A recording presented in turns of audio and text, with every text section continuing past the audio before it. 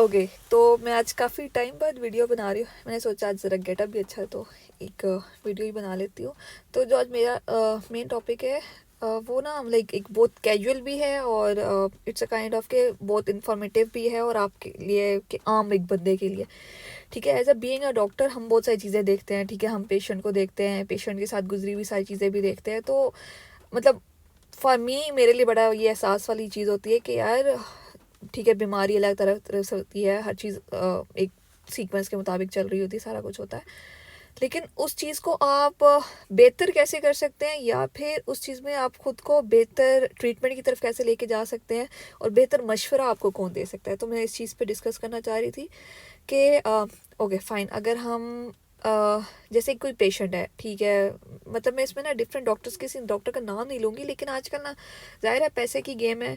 हर doctor चाहता है कि जब उसके पास एक पेशेंट आ गया है तो बस वो मेरे पास आए और किसी और के पास ना जाए। तो उस चक्कर में वो इस पेशेंट के साथ कुछ ना कुछ ज़्यादती कर जाता है, कुछ ना कुछ से तो बहुत ही कुछ हो जाता है। तो इस चीज़ से बचाने के लिए ना मैं कुछ आपको चीज़ें मैं बताना चाह रही हूँ। ठीक है, वैसे अब हमारे मतलब एज अ फिजियोथेरेपिस्ट हमारा हर फील्ड से रिलेटेड काम है। ठीक है, वो अलग बात है कि कोई हमें डॉक्टर नहीं समझता, लेकिन चीज़ें तो हम देखते हैं ना, ज़ाहिर हम पढ़ते हैं, सब कुछ करते हैं। जब हमारे पास एट द एंड पेशेंट आता है जिसको हम बगैर मेडिसिन के ठीक तो करते हैं ना हम लोग। तो मैं चाह रही थी कि मैं ज़रा उस चीज़ को लेके चलूँ। ओके, बेसिक अगर हम बात करते हैं किसी की बॉडी में फ्रैक्चर हो गया, ठीक है, अब आपको नहीं पता कि आपको कौन सा फ्रैक्चर है, ज़ाहिर सी बात है आप ऑर्थोपेडिक के पास जाएंगे।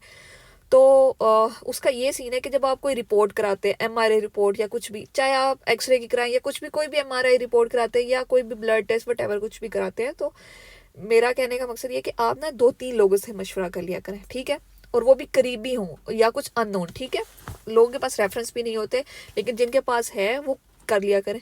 क्योंकि कभी कभी ऐसा होता है कि डॉक्टर ना एक अपने पेशेंट बनाने के चक्कर में ना वो आपकी जान के साथ खेल रहा होता है। सही है, और पैसे की गेम ऐसी है ना कि लोग इसके पीछे ना ये भूल जाते हैं कि हम में कोई इंसानियत भी है। ठीक है, तो मेरा कहने का मकसद ये कि अगर आपने कोई एमआरआई रिपोर्ट करी है, कुछ भी है, तो आप किसी 2-3 लोगों से कंसल्ट करें। चाहे आपको एक अदर मतलब फीस भी 500 भी फीस देनी पड़े ना, क्योंकि आप मेरे कंसल्ट कर लें। देखिए, आपकी जान आपको बहुत प्यारी है, आप जिंदा रहेंगे तो आप कुछ करने जोगे होंगे। और पैसा ऐसा है कि आपने अपनी जान कमाते भी तो आप अपनी जान के लिए ना, तो फिर क्यों ना अपनी जान पे सही तरह बंदा लगाए।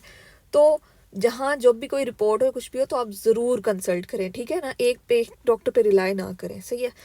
दूसरा, जैसे ऑर्थोपेडिक वाले हैं, मैं किसी का नाम नहीं ले रही, लेकिन बहुत सारे ऐसे पेशेंट हैं, ऐसे केसेस हैं जो मतलब हम लोग फैमिली में, आउट ऑफ फैमिली हम लोग मतलब कोई भी अननोन भी किसी को देखते हैं ना, तो डॉक्टर्स ने उनको इतना मिसट्रीट किया होता है। अब पेशेंट है, उसको तो नहीं पता ना कि मेरे साथ क्या मसला है, उसको पता है बस मेरी हड्डी टूटी है और मैंने डॉक्टर के पास जाना है। डॉक्टर ने हड्डी तो जोड़ दी। अब आप किसी ऑर्थोपेडिक के पास जाते हैं, आपका लेट्स सपोज कि आपको ऑपरेट हुआ है। ठीक है, अब डॉक्टर कहता है मैंने अगले दिन चलाना है। भाई कोई ऐसी टेक्निक नहीं है, कोई ऐसा नहीं है कि कहीं पे भी नहीं लिखा हुआ कि आज ऑपरेट हुआ और कल आपने लाजमी चलना है। ठीक है, ऐसा कहीं पे भी नहीं है। तो ओके, सिंपल एग्जांपल से समझाती हूँ कि देखें, जब बच्चा पैदा होता है ना तो उसको भी टाइम लगता है चलने में। उसके भी तो मसल सारे काम कर रहे हैं ना, लेकिन उसको टाइम लगता है मसल्स को अडॉप्ट करने में, चीज़ों को लेके, फिर वो उठता है, कितनी दफ़ा गिरता है, फिर वो चलता है। तो सेम क्राइटेरिया आप अपने जिस्म के साथ भी लगाए। अगर आपको कोई जख्म हुआ है तो उसको ठीक होने में टाइम लगेगा। अगर आपकी कोई हड्डी टूट गई है, मसल फट गया है या उस पर कोई इंजरी आ गई है, आपका ऑपरेट हुआ है, तो यानी आपको हर चीज़ में टाइम लगेगा। उस टाइम का मकसद मतलब ये है कि उसमें आपको पेन तो होगी, लेकिन उसके साथ आपने उसको चलाना है। ठीक है, आपने काम पे भी जाना है, लेकिन उसको टाइम दें। ठीक है, जल्दबाजी ना करें। मेरा बताने का मकसद है क्योंकि मैंने जब प्रैक्टिस की, फिर जो मैंने गवर्नमेंट हॉस्पिटल में अपनी प्रैक्टिस वगैरह की, कह लो इंटर्नशिप कह लो, तो वहाँ मैंने ये चीज़ कि डॉक्टर का ही होता था भाई आज ऑपरेट किया और हमने कल इसको चलाना है, ऐसे नहीं होता।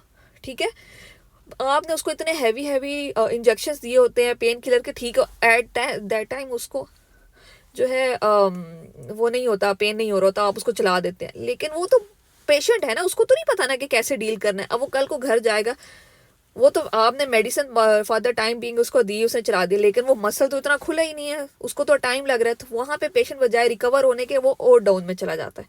तो चीज़ों को ना स्लोली लेके चला जाता है, और ये आपको डॉक्टर्स नहीं बताते, क्योंकि वो चाहते हैं कि बस ये पेशेंट हमारे पास आया और हमारे पास रहे। तो मेरा कहने का मकसद ये है कि जब भी आप कहीं पे भी कंसल्ट करें, स्पेशली सर्जरी ऑपरेशन को, कि ऑपरेशन के बाद जल्दबाजी ना करें कि डॉक्टर के ना नहीं देखे मैं आपके सामने इसको चला के भेजूंगा। नहीं भैया, आप अपनी मत ना मारें। डॉक्टर जो ठीक है, डॉक्टर को पता होता है उसने ऑपरेट कर दिया, लेकिन आपकी जान है, ठीक है, उसको उसके पैसे मिल गए, ठीक है, बाकी आपकी अपनी जान है, आपको पता है कि अपनी जान पे कितना जुल्म करना है आपने। और जुल्म इन अ सेंस कि वो उनकी बात सुन के खुद पे जुल्म नहीं करना, अपने बॉडी को टाइम दें, ठीक है, जो चीज़ों को स्लोली स्लोली। अगर आप जहाँ आपने इतने इर्सा एक बीमारी को बर्दाश्त किए, तो वहाँ ऑपरेट के बाद 2 महीने और खुद को रेस्ट दे दें, खुद को थोड़ी बर्दाश्त कर लें, तो इस तरह लेके चलें।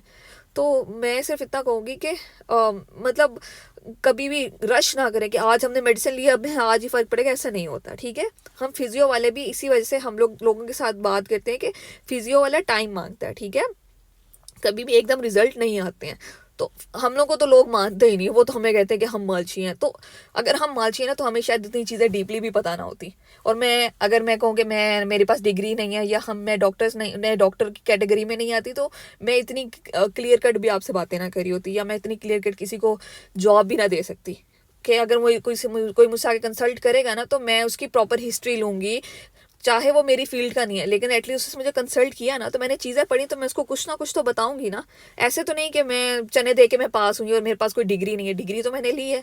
अब लोग हमें ना माने वो अलग सीन है, लेकिन हाँ, जहाँ तक मैं कर सकती हूँ, मेरे से किसी को फ़ायदा हो सकता है, तो मैं ज़रूर करूँगी। लेकिन फ़ायदा इन अ सेंस कि अब मैं अगर आपको ये बात बता दी, तो आप ये चीज़ें अपनी माइंड में भी रखें। आज आपने मेरी बात सुनी है, तो ये आप साथ बैठे हुए बंदे को भी बता सकते हैं कि भाई, अगर तुझे कोई मसला है तो एक डॉक्टर पर रिलाई मत कर, आप फर्दर लोगों से डिस्कस कर लें, ठीक है। अब ज़ाहिर है हर फैमिली में कोई ना कोई ऐसा बंदा होता है जो इस फील्ड से रिलेटेड होता है, तो वो आपको अच्छा मशवरा दे देगा, ठीक है।